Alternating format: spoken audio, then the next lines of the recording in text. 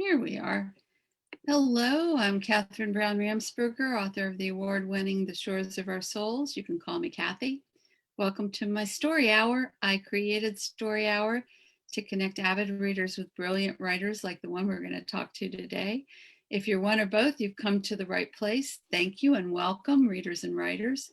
Today we'll be chatting with author and TV and film producer, Michele Kwasniewski.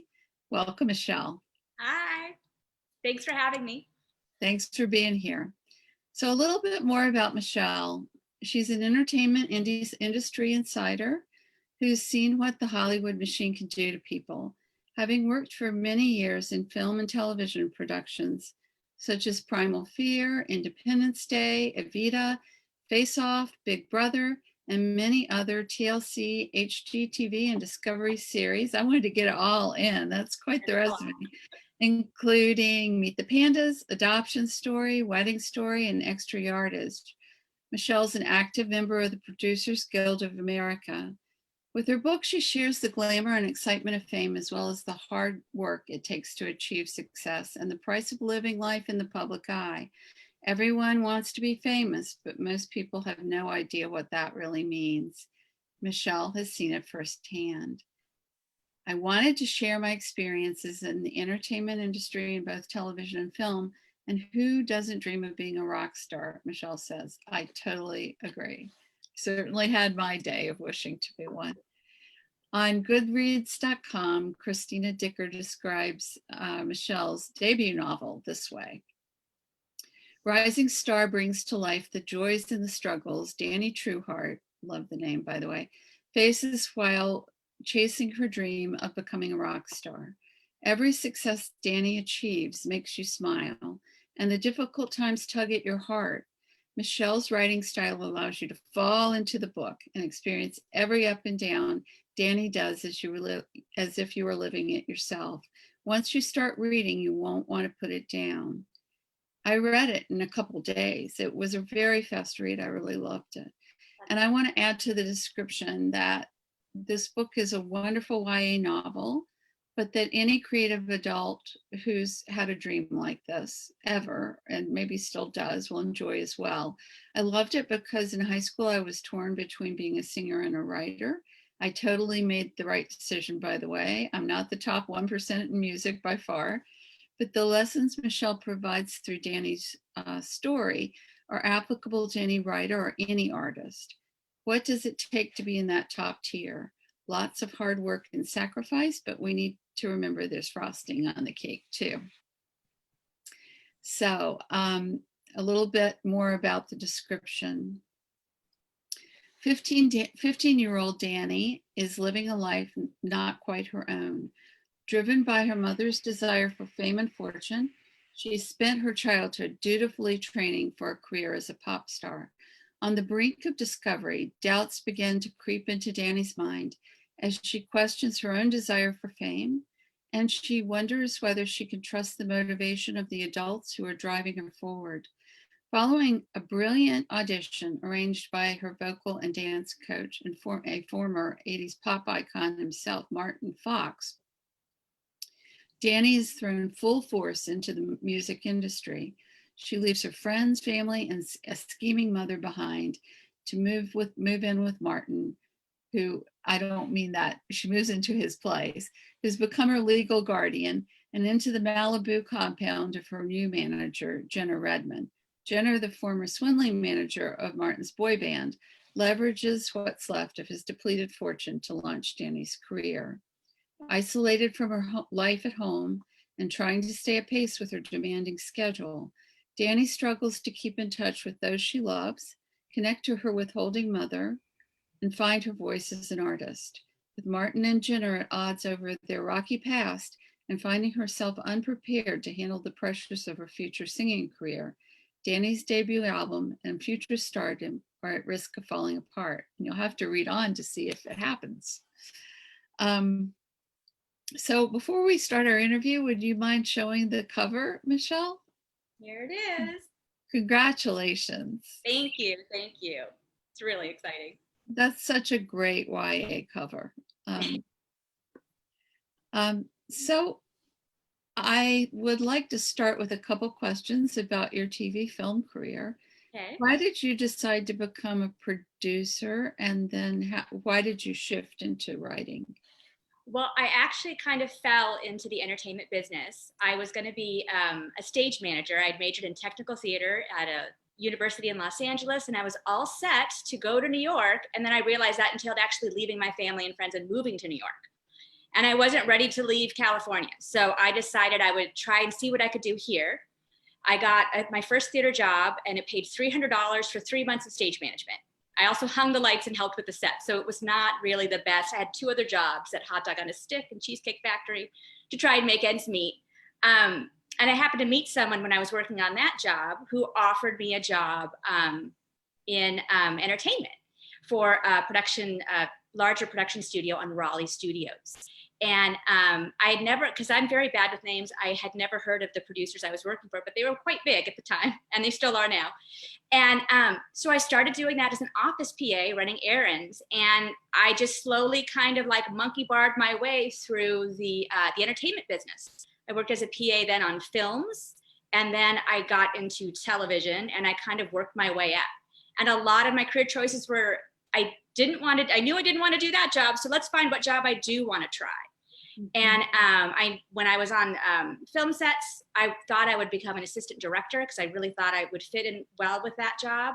But then I realized all the hours and all the traveling that might not really fit in with the personal life I wanted to lead. So then I switched to television, to work in offices and different things like that. So I just kind of fell into it, and I just kept working really, really hard to figure out where I wanted to be. And that's how I ended up working on the Discovery and the Learning Channel type shows, because those really fit with what I wanted to do. I love that description of a career path because I've had a very similar one. I started with the local paper, but then I worked for National Geographic, and I knew what I didn't want to do because it was a very entry-level job, and I grew up from there. I love that description. So did you become a writer because you wanted to talk about what happens, or did you always wanted to write? You're creative, obviously. Yeah, I am. And I think I have always had a dream to be a writer as a kid, and I read a ton. And after I had my baby, I had retired from the business because we had a baby. My husband and I had a baby. And I was looking for something to do, which sounds weird when you have a newborn baby, but when you're working 12 to 14 hours a day, once I got rested from the newborn weeks, I had a lot of mental energy, and a friend had suggested, well, why don't I try a writing project? And in my later years in the business, I had actually pitched shows and developed shows trying to make a sale. I always got close. I never got a check in my hand. So I figured rather than pitching a show where I'd have to go out and leave my son and go out and pitch, I thought, well, why don't I write at home? And I'd write a book because I think that would be easier, but I didn't want to do a lot of research. So I wanted to write something that I knew. And so I started from there, and then I kind of worked my way, what would be an interesting story? I think it's so much more interesting because you're writing what you know. And I agree that motherhood takes a lot of physical energy, but the mental energy, if you've worked for a while, a long time before you have the child, you're starved for it, the mental stimulation at first, not eventually. Yes. That's fantastic. Thanks. So now onto the book itself. Well, maybe you could tell us just one funny story about while you were in the entertainment industry. Okay, well, so something and it's in my life in general, I have a very good work ethic, and whatever needs to be done, I'll make it happen. And I was working on one of the many incarnations of Godzilla, and I was in New York. I was actually shooting in New Jersey, and we were going to run into what's called a meal penalty. You have to feed your cast and crew, if you're union, every 6 hours. And we were close to wrapping, but we were going to meet that 6-hour mark. So at like 11:30 at night, I had to find a place that was open to do a walking meal, which is like a to-go meal in a bag that we could hand our cast and crew as they were leaving the set. And I had about an hour and a half to make this happen, and needed to make, I think, almost close to 200 meals. So I found a McDonald's and I called at 11:30 at night. Hey, can I have, 100 cheeseburgers, 100, hamburgers, and 200 orders of fries? And the guys, of course, were laughing at me. Sure, sure, no problem. I was like, what was their reaction? They didn't. I thought that they were taking me seriously. They clearly weren't. And I said, I'll come down. I have cash in hand. I'll come down. I'll be there in 20 minutes. Well, I roll up. I've got a Teamster driving me. I've got another PA, and I roll up there, and it's two guys alone in this tiny, like McDonald's Express. And they're like, oh no, we can't help you. Well, I like practically jumped through the tiny to-go window and I'm like, I can't go back without food. Open up the doors. So the other PA and I, the Teamster sat down because by union, they're not allowed to do anything. I wasn't allowed to cook, but one worked the fryer, one worked the burgers, and the other PA and I are like putting together all the burgers, wrapping them. We made it with 5 minutes to spare. So and that's the type of thing you do. You just make it happen, whatever it is. So yeah. Well, I love the story, and I love there was a McDonald's involved too, because you don't think of that in terms of a film set, right? But I'm sure it happens a lot. No, and there's all kinds of different things that you do because you're dealing with, you have union rules, and then you're dealing with personalities of directors, producers, and cast. And then you've got, like, usually you have anywhere from 10 to like 200 extras, and that you're managing. So you have to make sure they're fed, and you're managing them, corralling them to make sure they're not wandering off. So it's a lot going on behind the scenes. It is a little bit like being a mom. So now onto the book itself. Though it's, like I said, a very much a YA book, I got a lot of meaning out of it myself. People don't understand the intricacies of an artistic career. So you gave us a really good idea of what it's like to be a producer on a set. And the book gives you a really behind the scenes view of what it's like to be a young star. And a star's family, and a star's boyfriend, and a star's best friend. I love the different layers. I realize Dani's a composite character, but would you say her journey is similar to most journeys? Are there happy endings? Because I'm a skeptic about it. I'm thinking, boy, there's a lot of roller coaster riding to get to any kind of happy ending. I think it really depends on who you are. And I'm just speaking about minors here, like Dani. And I think it depends on how involved your parents are, and because it's all about what you're willing to do to get there, and then what you're willing to do to stay there. Because there's the idea that once you become famous, it's really easy to stay famous. Well, and I think we all realize that there's always someone coming up behind you, whether you're behind the scenes as like a PA or a producer or what have you, or you're in front of the camera or in front of the microphone. There's always someone coming up who's younger or prettier or skinnier, or they can do something you can't. And so you have to really have in your mind that firm line of what you're willing to do and where you're going to draw the line. And I think sometimes, especially when you're younger, you might not be able to have that line firmly envisioned yet, because you're growing up and you're learning everything, and you're learning about, adult decision making in an adult business, and you're not fully equipped with those skill sets yet. So I think if you have a parent who wants to make sure that you have a normal childhood, they'll give you responsibilities at home. They're going to hold you accountable, and they're not going to let you believe all your hype. Because when you go on a set or in a studio, you have people wanting to keep you happy, give you whatever you want. You're reading all these great reviews or what have you. It can really pump you up. So if you don't have someone keeping you grounded, you can really kind of get out of hand. So I think there are success stories, and people can navigate it very well if they've got kind of a firm grounding in their family and their friends and that kind of thing. And they know that there's life really outside the studio or the film set. That's the one that counts, not what you're doing, while the cameras are rolling. And Dani does learn that. The most wistful scene, because I was a little afraid when I was reading it, is when she gets to go back to her former life before she was discovered, that made me tear up, because it's right before, you can tell, even before you get to the next scene, she's on the brink of stardom.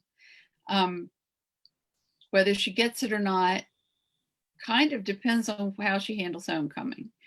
And that brought to mind, I wonder how many how m- how m- how many parents give their kids time to be kids when their child stars, and how much time do most celebrities get off, in air quotes, for life, for weddings, for birthdays, for funerals. It seems like from the outside that they get plenty of time, but I bet it's not true. I bet they're always hustling. Well, I think like with anything, I think that again, you have to draw that line because there's always events to go to. There's always someone, because you've got a manager or an agent, and they're making money if you're making money, and you're making money by endorsing something, doing appearances. So while you might not be in front of the camera, in front of the mic, you've still got to be filling all these other obligations or sponsorships or what have you. And so if you have like a birthday party, or you've got like if you're going to school and you need to take a test, you really have to have that line again, like what you're going to do. And so this test is really important to me. I'm not going to be able to make that endorsement or that step and repeat or what have you. And then you know that also might hurt your career or anger your manager. So there's a lot of pressure, I think. And I think the bigger you are, those pressures, you have a little bit more control. But when you're up and coming, it's tough. And when you're behind the scenes, like there's only one person for each role. So when I would go away from, like if I was sick, I would have to leave my desk exactly how it would be, so someone could walk up and do my job as if they weren't there. Because there was only one, like production manager, or if I was associate producer, there was only one person. So that's a lot of pressure. And sometimes if I hadn't left my desk organized, I would have to go back in if I was sick, because no one else would be able to figure it out, because I was doing so many shoots, or I had so many deals that were halfway done. There's really only one person, and that can be a lot of pressure. Mm-hmm. Well, thank you for telling me about the production side of it too, because I think you are the unsung heroes of the industry. Having done just the tiniest bit of it myself in a news crew, more cue card girl and push buttons than anything. I don't even know whether you push buttons anymore. But if you're union or not union. So if you're union, you don't. But if you're not, you can do everything you want. But yeah, we still have buttons. So I just think that you do everything, right? If it needs to be done. So thank you for talking about that kind of pressure too. I don't think people think of that. I have a friend whose name is Patty, who's a former producer, and I'm always saying, if I want something done, I'm going to go to Patty. Yeah.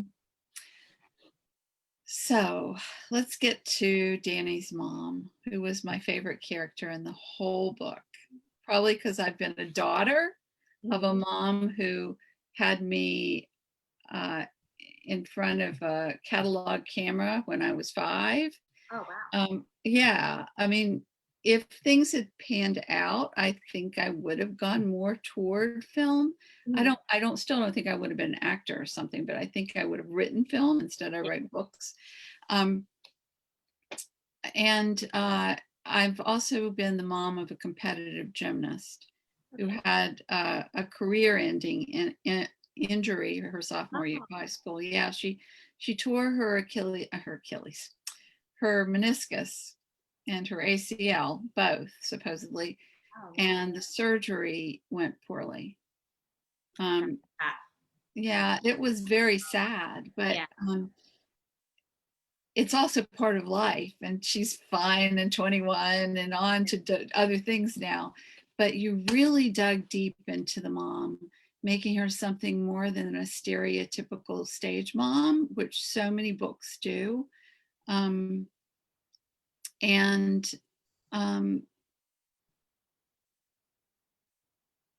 just wondered, do you feel that you've touched on this before, but do most typical helicopter moms have a dream deferred themselves? Because she did. It wasn't talked about a lot, but it was obvious she did.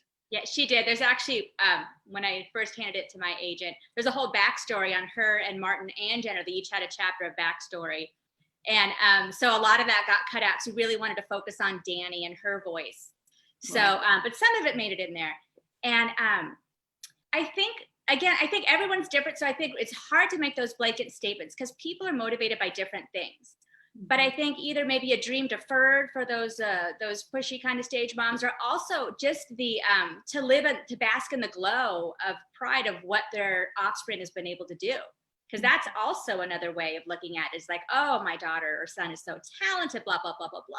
And then you're living that life kind of on the coattails of your kid and pushing them forward. So Right. it's a way to be in the spotlight and reap the benefits, but not have to actually take the risks yourself. Right. So. Right. Right. I don't know. It's a good thing and it's a bad thing, but being a mom is not the easiest job. So I agree with everything. Yeah. Yeah. She's very fully developed, even though it's Dani's story. You see her through Dani's eyes, and Dani's maturing through the book helps us see the mom. So that's another reason it's good for adults too. So the time period Dani's cutting an album, they swoosh her away to what I was calling Shangri-La for it. I thought it was a month, but maybe it was a little longer, so they can manage her environment and, well, her. Is this what happens for most creative types when they're first discovered, or is it just the rock star musicians? Is there usually that was eye-opening to me that they isolated her like that? Well, that was definitely a little creative license, but I have read some different articles on, especially it was like boy and girl groups back in the day, like back in the 80s and the 90s. And I know that there were some producers did like to do that because they like to develop that bonding, because it's a really intense lifestyle that they're going to be living when you're doing that, like the mall tour or the concert tour. And those groups like would crank out albums left, right, and center. So they really like to hone them in and get everyone in sync right away. So that was kind of, and Jenner used to manage bands, group like boy bands and girl bands when he was a younger producer. Because he started working, it's not in the book, but he started out working when he was 17 and worked his way up. So he quit high school just to be a music producer. He got in the mailroom and worked his way up, which didn't make it into the book, but that's his whole backstory. I love that. That's why we have interviews, right? Yeah. We get to know the characters better. Yeah. So, and by the time he developed Revolution with Martin, he had it down to a science where it was literally just slotting these things in for success, which is one of Dani's big fears, is being a cookie cutter star. But that was one of his things, is isolating the kids from their family so they would focus on each other and on solely the dancing and singing. And that's how he was able to crank out his successful band so easily. So for Jenner, that was his rationale behind it, was solely to just boil down that creative process, because he already had songwriters on staff, so he just put all the pieces together. Okay, and for Dani, it makes sense. I'm not going to give the book away in that sense, but there was a reason for it. I'll just say that. Okay, so what advice do you have for somebody who wants to make it in the entertainment industry or any artistic creative endeavor? You said a little bit of it, and it might be that this is a short answer now because we've covered a lot of ground, but just wondering, and then we'll break for questions. Okay, yeah, I think the biggest thing is you need to have a thick skin, because you're going to be getting a lot of rejection or a lot of criticism no matter what you do, whether you're behind the scenes or in front of the camera, you're a producer or writer, whatever it is you're doing. People don't mince words because time is money, and there are a million people who are right behind you. So you really have to be able to take a criticism, work on it, and move forward and not be very hurt by it. And also just, again, really have a good work ethic and know who you are, because it's really easy to get swept up in all of the excitement and the glamour and everything else of being in entertainment, even again, behind the scenes, because people are always want to talk about movies and whatever that you're working on. So you really have to have a good head on your shoulders and take it in stride. It must be such a balance, really becoming famous in any industry, to stay grounded. And that was my favorite part of the book, was that she was able to. I'm looking forward to book number 2 so we can see if she continues being that way. Kaylee, do we have any questions or comments? We probably have some. This is quite an interesting topic. Yes, hello everyone. We do have a few questions and comments. Marilyn Rice says greetings from across the pond, and Christina Bach Dicker said she's read Rising Star and it's great. We also have two questions. We have one from Noelle Puglisi, and she asks, "Did you have a secret fantasy to be a rock star?" Absolutely. I actually sing in a choir. It's not a church choir, it's just a local choir. And I worked my way up and I had a solo, which was super exciting, but nerve wracking. I'm not a in front of the camera kind of person. So, but I love to sing. And I would always, if I could now, I would totally be a rock star in a second. Would love to do it. In theory, I would also love to be a rock star, but I don't have the voice for it. Yeah, you never know. Nowadays, auto tune or whatever, you could rap or something. I mean, there's a whole bunch of other options. Don't count yourself out. That's a good way to put it. That's a good way to put it. And then we have another question from Tatiana Ramsoff, and she asks, how many books will, oh, there's actually two questions. Sorry, one just came in.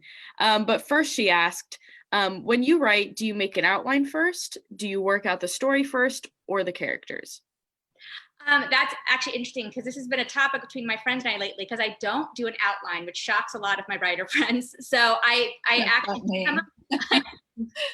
I kind of am a pantser. I fly by the seat of my pants. But what I do is I think a lot about the premise first, like what I like to write about, what would I like to explore, and then I try to think about what kind of character would have the best time in that premise. So I spend a lot of time, probably a couple months, just thinking about my story before I sit down to write it. And I have a loose idea in my head, but I was horrible in outlining in grammar school, so I just put the fear of God into me about that. So I don't outline. I'm not much of a writer, but when I was in school, outlines were always the death of me. I didn't like outlines either. And then we have one more question from Tatiana Ramsoff, and she asks, how many books will be in the series? Do you see a movie or TV series about Dani and her experiences? There are 3 books in the series, and the second book is already written. It's called Burning Bright. I'm editing it right now. And then there's a third book that is called Falling Star. And I would love to see this as like a TV series or a movie, because I think that there's a lot of visual aspects to it. And I think just having the music and the stage shows and the costumes alone would be fun. And and there's a lot more backstory that I would love for everyone to actually get to know, like Martin and the other characters, their backstory too. So fingers are crossed. That's exciting for you. Yeah. And that's all we have for right now. Thank you, Kelly. And thank you for saying that, Christina. Thank you for joining us. And thank you to Noelle and Tatiana for your great questions as always. So I want to bring in the YA genre. When you first wrote it, Michele, did you think it was for that age group, or did it change as you wrote? I think in my head, I thought it would be just a book for just a regular contemporary adult book. But I think in my heart, as I was writing it, I knew it was for a younger audience because the character was younger. And it's not to say that you can't read a contemporary adult novel about a teenager and not understand it. But I just felt that there was so much more to explore with her insecurities and her relationship with her parents. Right. And again, when I first started out, I saw the focus a little bit differently. And Jody was definitely there, but I saw it more focusing on Daddy. And the more I wrote, the more Jody came out, and then the different dynamic between Jenner and Martin. So it really kind of exploded into this YA thing. And once I thought about it, I was like, oh, that's definitely where I have to go. And then I just started going. And then it helped me out because YAs do really well with series. Right. And I was trying to fit everything into one book. And I'm like, this book is going to be like 1,000 pages. There's no way I can do it into one book. So it ended up working out. Right. My first book was like that, and it ended up being 2. The other part of it is the whole pantser part. I'm a pantser by heart. Mm-hmm. I hate to outline. Yeah. Since I've edited and book coached, I realize the necessity for it sometimes, but I never start with an outline. So, yeah. So I'm going to admit something that the audience knows, most of the audience, but you've never known. I'm not crazy. But if I close my eyes, I can, and I know my characters, I get my characters first, but I can see them playing out like a movie in my mind's eye. I can do the same thing. I understand. That's why we write the same way. Thank you. I thought that might be the case because you're probably so visual from. So definitely, I'm glad to know, because not everyone feels that way too. And I think that's why a lot of my friends because I have friends who have like walls of corkboard and they're moving cards and everything. And I think that's fantastic, but that I can't think like that linearly like that. So it definitely, I'm glad to know that a fellow pantser. I write the book and then I can tell where it needs revision, and then sometimes I'll outline what's already there and see what the gaps are. Great. Okay, so I'm going to ask, do you, the author, Michele, feel like Dani True Heart is indeed true to her heart in this book? In this book, I think she is, but I also think Dani doesn't know her heart that well. Right. I think she's very sheltered in the sense that she literally, I mean, she doesn't have a phone in this day and age, and she just follows what her mom tells her to do. And she doesn't even think to question too much or rebel, which I know that seems wild. But I also, like, as a teenager, I was very sheltered. I just followed the rules, and I wasn't a partier or whatever. I just did. So to me, that's one of the reasons why I relate to Dani really well, because I had that kind of head down kind of attitude and just get things done. My mom was not a stage mom by any means. She was a wonderful woman. But I'm just saying that I feel like she has never explored her heart. She loves her boyfriend, she loves her friends, but she's never really had to put anything to risk, like choose between her heart or a temptation or what have you. So I think that as she progresses in her career, and once she moves to Jenner's house, she's really, for the first time, putting her heart to the test and see where she's going to go with that. Right. It's obvious that she's very ambivalent about it before that point. Yeah. As any 15-year-old would be. Am I asking you to give something away to ask the age she is in book 3? Is that giving something away? And you can say yes if you. No, it's actually, the series happens very tight together. So she's around 18 in book 3. Wow. Because it's a very tight series. Because it really is just about her progression, and again, her coming of age, and she's a pop star. And let's face it, pop stars sometimes last forever, sometimes don't. And the thing is, though, is just we don't know where her story's going. So It doesn't mean her career's ending, but it just is. I thought it would be just to put a little extra pressure on the series to have it happen so quickly, because a lot of times, if you look at people's careers, like Lady Gaga, Britney Spears, Ariana Grande, all those careers, once they take off, it's like a rocket. And so I kind of wanted to go with that kind of speed of light career kind of thing. Right. Well, it certainly was engaging, and I loved every minute. I loved Dani because she doesn't let it get to her yet, and it may eventually, but that is a rare quality, and she's kind and nice. She really cares about people. She does. She doesn't have any ulterior motives, I think. People are going to love this character, and they're going to enjoy the family, and they're going to involve the entire periphery of people handling her career, especially the two gentlemen, because everybody's living out a dream in some way. Mm-hmm. So we said there will be more books in the series. I see the next one is titled Burning Bright. And congrats on the debut. And where can listeners find you, and where can they find your book? Or anything else you want them to know? Well, they can find me. I have a website, which is michellekwasniewski.com. So I'm there. I blog every week, and I have all my appearances like this online, so you can catch up with what I'm doing. And then my books are available on barnesandnoble.com and amazon.com. And then I'm on Goodreads as well, if you want to give me a review. So thank you. And then here's the cover again, just because. Thank you. Thank you. Thank you. I want to say that the biggest gift you can give an author, I don't get a chance to say this very often, so thanks for giving me the opportunity, is a review. because it helps us write the next one. We're doing this for you guys. So please, if you like the book and you read the book, then please, please, please give it a review for all of us writers out there, but for Michele, because this is her debut and it's going to mean a lot. Thank you. Thank you. Kaylee, anything else?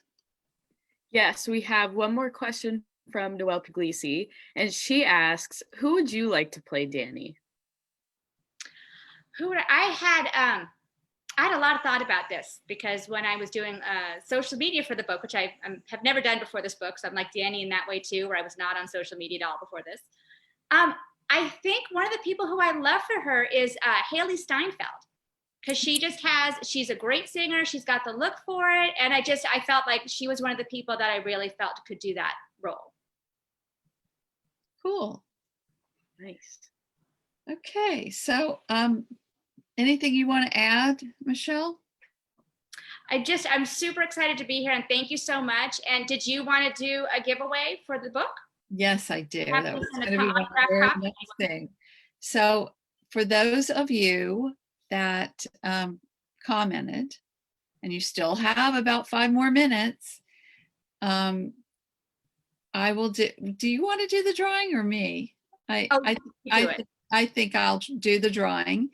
And one of you will be the happy recipient of a book, of this book, of Rising Star, and a print book. And will it be autographed? Yes, it will. Thank you, Michele. Thank you for the gift. Kathy, and thank you, Kaylee. Okay, so I always end with my teabag wisdom. It's from the universe, but it's usually very appropriate to the author. And I know you can't read that. Nobody can read it. I just always put it up there. I put it up there so people can know it's real. Happiness is an accomplishment. It is true. And I think that's very appropriate to your book. Thank you. I agree. It is. I agree. Okay. So thanks everybody for listening. Thank you for being with us, Michele. Thank you for having me. Everybody, my guest next Thursday is the fab Laura Kemp, who's coming out with her new novel this week. You can find the full list of upcoming story hours here on my author page on Facebook. And my newsletter is coming out either tomorrow or Monday. The full list will be there too. Lots of other news. And you can find out more about me and my work at shoresofourSouls.com, including some of my stories and essays, and ground1coaching.com. And remember those comments and questions I'll be drawing after the show. And Michele has been kind enough and gracious enough to say she'll answer any questions that didn't get answered live. But for now, this is Kathy Ramsberger from Shores of Our Souls, bidding you a good weekend with a great book to read. Thanks, everybody. Bye.